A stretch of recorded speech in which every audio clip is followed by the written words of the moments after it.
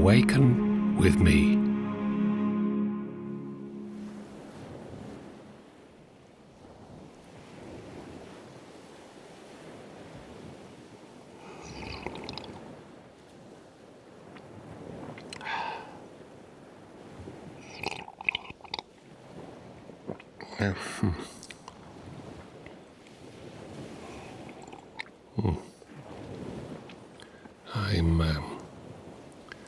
I'm relaxing in a swimming pool.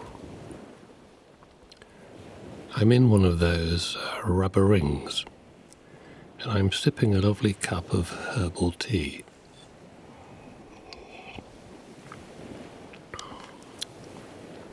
This particular tea is an onion tea.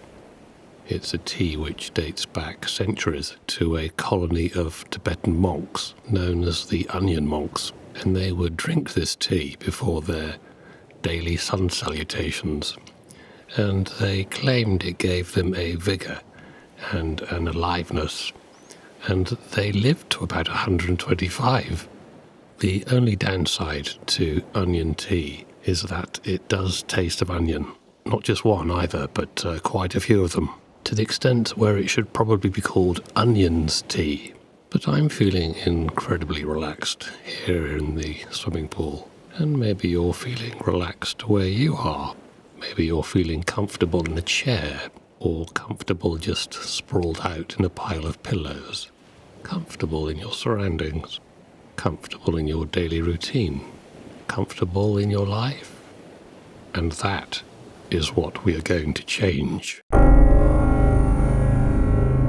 Because the only way to true spiritual awakening is to get out of your comfort zone, to step out of the safety of what you know, and embrace the hidden sides of what you don't know.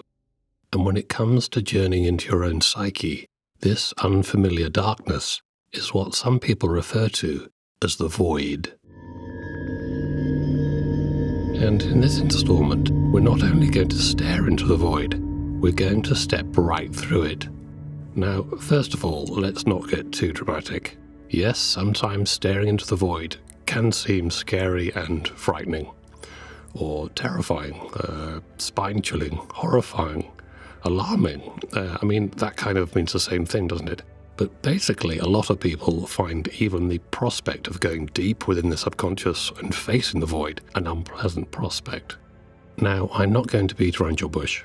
It can be. For instance, I knew of somebody, Douglas Hallaby, who went into a trance to stare into the void, and he encountered a man that was made out of chairs. About 10 chairs apparently kind of crushed together into the shape of a man, and it kind of moved in a strange, very wooden way, quite quickly toward Douglas.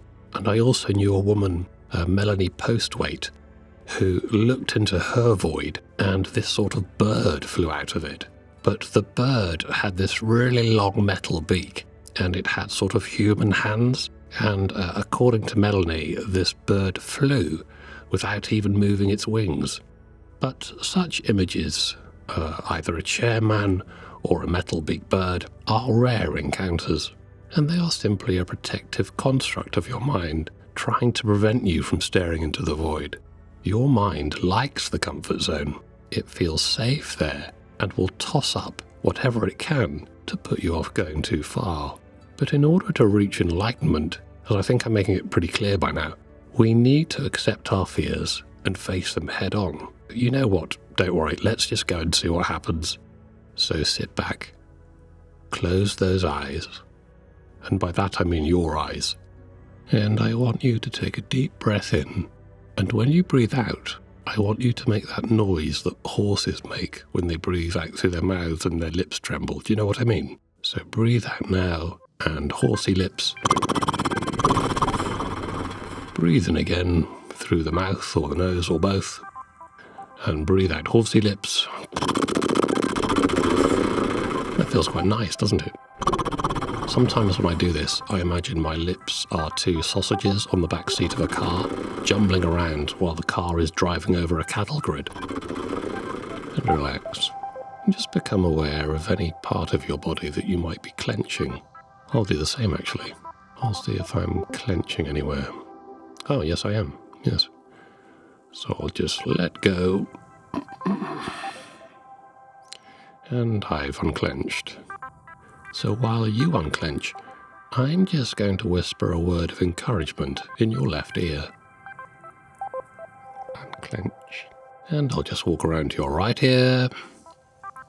Ba, ba, ba, ba, ba. And I'll just whisper. Unclench. And I want you to imagine yourself in the most comfortable room you can imagine. Maybe it's filled with sofas or soft furry rugs. Maybe you're snuggled up in a big warm blanket and you feel safe and calm. But you're going to stand up, throw the blanket to one side and stride toward a big oak door. And you're going to open the door now. And a cold wind blows in and chills your body parts. But you're not afraid. And so putting one foot forward and then the other foot forward, you step out of the comfortable room and embrace the cold.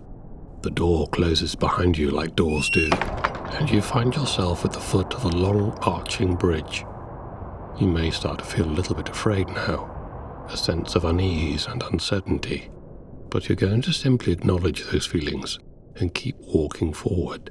And at the end of the bridge, in the distance, you can see the shape of a dark hole.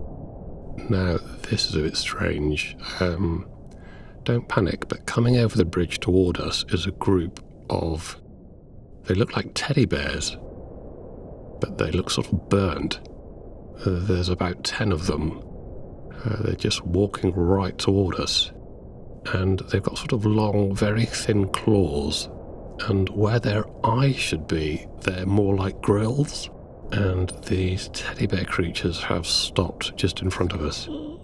I really don't know what's going on, to be honest. They're trying to talk to us, it seems. Hello there. Who are you? We're the scurry bears. Sorry, I didn't quite catch that. We're the scurry bears. The scurries. Okay. You're sort of in the way, to be honest. Can we just get past, please? You cannot pass the break. Of course. This is your mind trying to stop you from staring into the void. These scurry bears, or whatever they're called, are a construct of your subconscious that's blocking the way. I mean, I'm not saying it's your fault, but, well, you have come up with them, so... Actually, they look horrible, these bears. Those grill eyes, there's something dripping out of them, like a sludge.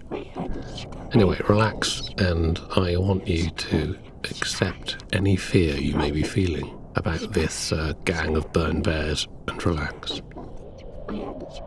And in a rush of wind, the pack of scurry bears are turned to dust and blown off the bridge. And that's a good sign. You are clearly learning to step out of the comfort zone and deal with anything that comes your way. So let's crack on and keep walking over the bridge. And here it is, looming high into the sky above us, the void. It's like a black hole swirling around in the air, and yet it's like something that can't actually be described.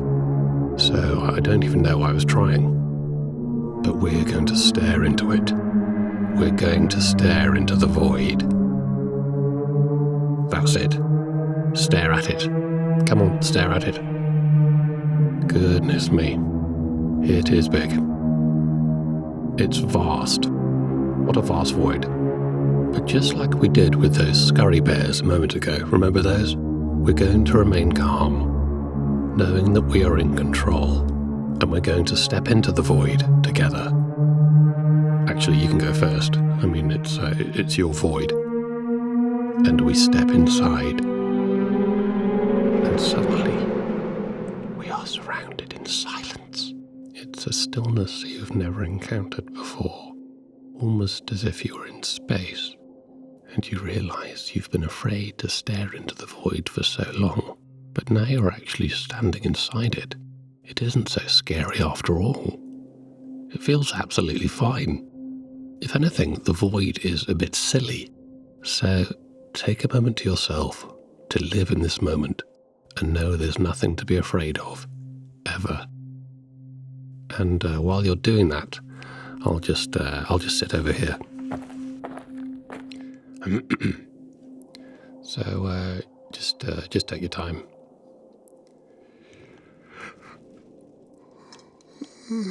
Oh, excuse me, I'm just a bit tired.